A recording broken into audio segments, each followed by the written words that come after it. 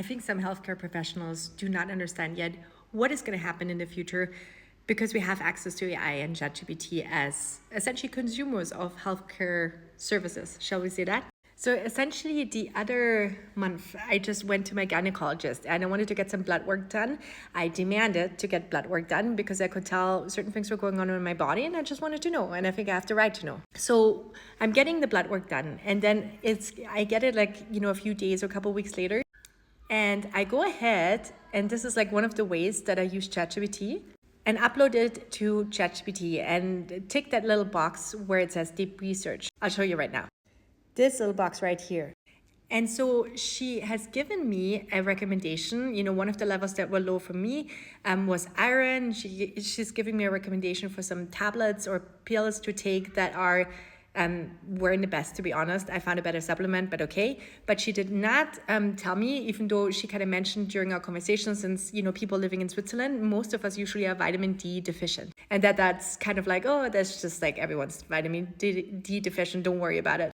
Now, since I'm not a healthcare professional, but I'm somewhat of a wellness, nerd or health nerd, as much as it can be without proper education.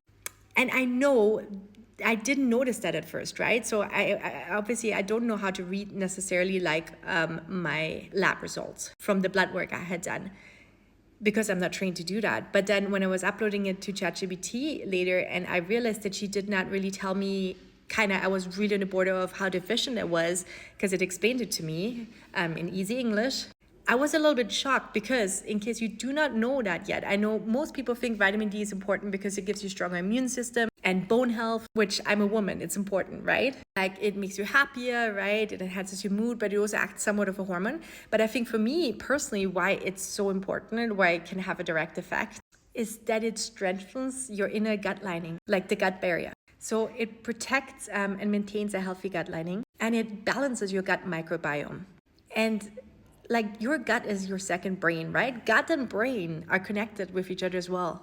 It also reduces gut inflammations. So if you've been chronically vitamin D deficient, and that's something that you never get checked on, surprise, surprise, by a lot of doctors, something you need to be looking at, right? To essentially balance out. Health is never black and white, right? Especially when we're looking at really the causes or what really caused certain sort of symptoms. So yeah, if your gut barrier is weak, you could have things like, like a leaky gut, because your gut lining is like a coffee filter. Lets the right nutrients through and blocks toxins and bacteria. So if your gut barrier is weak, it's like a coffee filter that is teared open, and that's not like really yummy coffee, is it? So bad stuff can essentially leak into your bloodstream. Okay, so enough with like the science lesson. Again, I'm not a healthcare professional. Do your own research. But I just wanted to give you a creative way or inspire you a way to actually use ChatGPT in your own life, because it does feel like it gives us, again, I say consumers, a certain amount of power that hasn't been there yet.